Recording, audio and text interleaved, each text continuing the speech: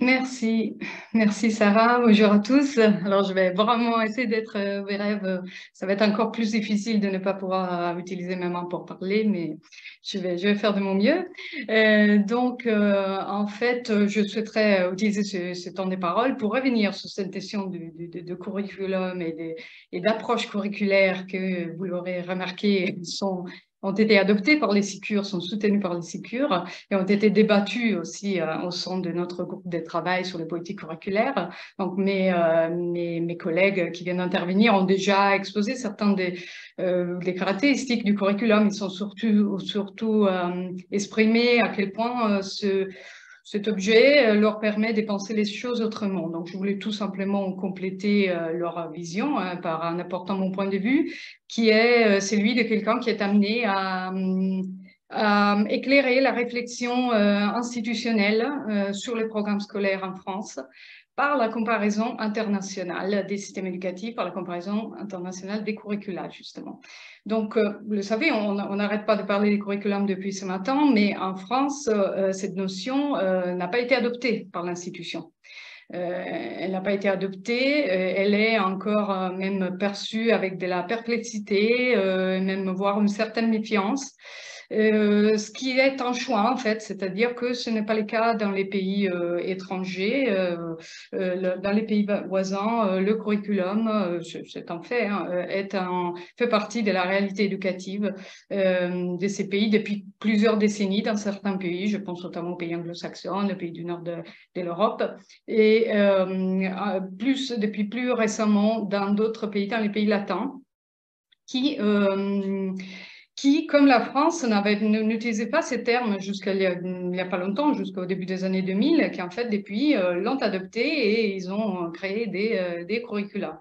Je pense à l'Italie, à l'Espagne, au Portugal, vraiment les pays latins. Alors pourquoi ils l'ont fait pourquoi faire en fait à quoi ça ressemble un curriculum quand on parle de ça, qu'est-ce que ça veut dire et puis qu'est-ce que ça permet d'exprimer en fait, quelle est l'utilité, quelle est sa fonction en fait, hein, si on va regarder les pays encore une fois qui ont élaboré des curricula, quelles sont les idées forces qui sont associées à cette élaboration des curricula et qui peuvent être interprétées comme des caractéristiques de ce qu'on appelle l'approche curriculaire, donc auquel les SICUR tient. Non, Sarah, je ne vais pas me livrer à l'exercice de vous trouver une définition des curriculums, parce que les définitions des curriculums existent, elles existent. Elles sont dans la littérature scientifique, elles sont nombreuses, multiples. Elles sont tellement nombreuses et multiples qu'elles finissent par se contredire entre elles. Donc, mon approche sera vraiment plus pragmatique, d'aller voir quand je suis amenée dans mon travail à analyser des curricula pour les comparer, pour éclairer la réflexion institutionnelle. Qu'est-ce que je me retrouve face à quoi et à quelles idées derrière? Alors, je me retrouve face à un texte. Un curriculum, c'est un texte. C'est un texte qui a une longueur qui varie selon les pays. Le curriculum pour l'école obligatoire en Italie, ça fait 60 pages. L'équivalent en Angleterre, ça fait 250 pages. Donc, voilà, ce sont des textes dans lesquels on définit les éléments qui constituent un système d'enseignement. Plusieurs éléments, mais notamment essentiellement trois. Je vais un peu vite parce que les temps à ma disposition est court, mais essentiellement trois. Donc, les finalités, on définit les finalités de l'éducation, les missions de l'école. Les contenus fondamentaux d'enseignement, c'est-à-dire les savoirs, les compétences et les attitudes fondamentales qu'on souhaite que les élèves acquièrent tout au long de la scolarité.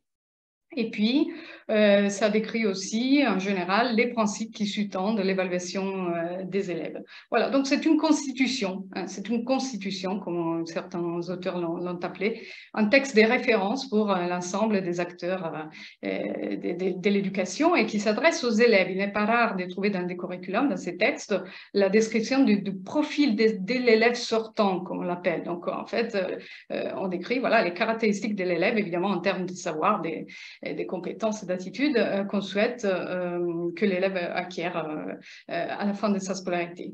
Alors, quand on élabore ces textes, quelles sont voilà, les idées forces qui accompagnent cette élaboration, qui émergent? Je vais vous en citer trois très rapidement qui me semblent émerger, de manière particulière dès la comparaison des situations étrangères. Bon, la première idée était largement débattue, donc ça tombe bien, c'est celle de l'adaptabilité, notamment l'intervention de Gianfranco, mais on en avait un peu partout. Donc le fait que quand on élabore ce type de texte, on ouvre la possibilité d'adapter, à l'idée en tout cas, d'adapter l'enseignement aux besoins des acteurs locaux, des établissements scolaires, des classes, des élèves. Pourquoi? Donc une certaine flexibilité. Pourquoi? Parce qu'une fois qu'on a établi la règle, clair pour tout le monde, on rend possible les exceptions. On ouvre la possibilité, donc on rend possible les exceptions, on les accueille, on les inclut dans les systèmes. Et donc, on donne plus de marge de manœuvre aux acteurs locaux, en tout cas c'est l'intention, en matière, y compris d'élaboration des contenus d'enseignement, vraiment. C'est le cas en Italie, par exemple, qui a fait une réforme dans ce sens pour libérer la parole, on va dire, des établissements locaux et qui donc a créé les curriculums pour ça. Vous voyez bien la fonction de ces textes, l'une des fonctions. Alors l'autre idée force, je passe rapidement, c'est le fait de prendre en charge la définition des finalités justement de l'éducation. Donc, ces textes, dans leur préambule, qu'on décrive, mettent noir sur blanc. Donc, qu'est-ce que ça veut dire? Ça veut dire qu'on explicite quelles sont les missions de l'école.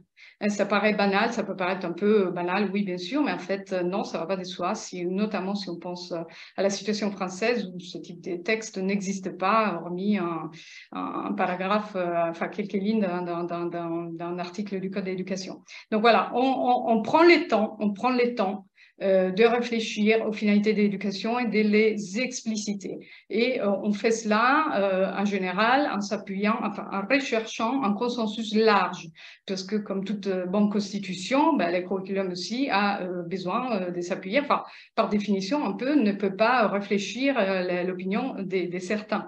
Et donc on recherche ce qu'ils font les pays, je vous parle de ce qui se passe concrètement que j'observe, c'est ces pays qui élaborent des curricula organisent des consultations au niveau national qui durent plusieurs mois, voire plusieurs années, 2 ans par exemple en Écosse pour le Curriculum for Excellence, et voilà, pour réunir autour de la même table le plus possible d'acteurs. Donc c'est vraiment cette idée de la société qui souhaite reprendre la main sur la définition des finalités éducatives.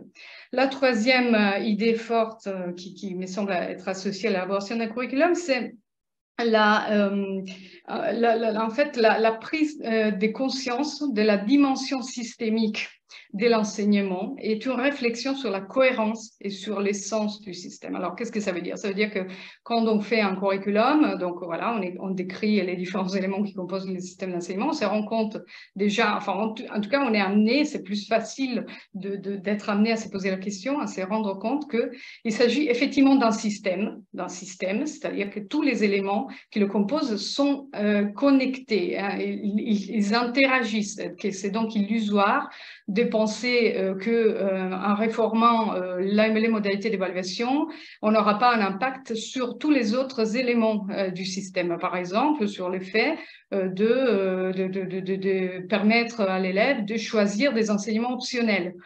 Ça peut paraître, voilà, être deux choses différentes, mais en fait, non. Si on établit, par exemple, c'est le cas en France, d'attribuer des coefficients, des notations différents aux différentes disciplines, et puis par ailleurs, on permet à l'élève de choisir les disciplines optionnelles, eh bien, la modalité d'évaluation qu'on a choisie a forcément un effet sur le type de choix même l'attitude que l'élève va avoir vis-à-vis de ce choix, son expérience. L'élève, on le sait, c'est ça qui se passe souvent, choisit l'enseignement du coup, non seulement sur la base de ses goûts, mais sur la base des stratégies, des notations, etc., etc. Donc c'est un système, effectivement, c'est un système d'éléments sous prise de conscience par rapport à ça, qui me paraît importante de la part du réformateur. Et en fait, on se rend compte aussi que ces systèmes sont composés par des éléments qui sont apparus au fil de l'histoire, à des époques différentes. Donc voilà, des niveaux d'enseignement, des filières, des modalités d'évaluation sont apparus au fil de l'histoire, qui visaient des publics différents, voilà, avec des finalités différentes à chaque fois. Et donc, ça représente un système, mais qui peut-être marche avec un pilote automatique. Donc, quand on se retrouve à mettre tout cela à plat, pour ainsi dire, dans l'écriture d'un curriculum, plus facilement, on se pose, on est amené à se poser la question de la cohérence de cet agrégat, en fait, de ce que certains auteurs, j'aime bien la définition, ont appelé un accident historique. Hein. Finalement, on se retrouve face à un accident historique, très légitime, hein, mais qui donc a peut-être perdu un peu des cohérences et des sens en tant qu'ensemble. Donc voilà. Donc pour conclure, hein, parce que vraiment, je ne veux pas être longue, je reste à disposition d'attendre des questions. Une approche curriculaire, en fait, ça peut être défini comme une approche dans laquelle on s'autorise à considérer sereinement les systèmes d'enseignement comme un accident historique et que donc on s'autorise à le reconsidérer en tant que tel et qu'on s'autorise à penser qu'on peut les faire évoluer autant que les croyances, la série de croyances qui se sont accumulées un peu au fil de l'histoire et agrégées de la même façon que les éléments qui composent le curriculum, donc ces croyances qui composent ce qu'on appelle l'imaginaire éducatif et qui aussi peut évoluer, enfin on peut faire évoluer si on le considère comme quelque chose voilà, un produit de l'histoire, mais qui n'est pas figé. Et c'est aussi une approche qui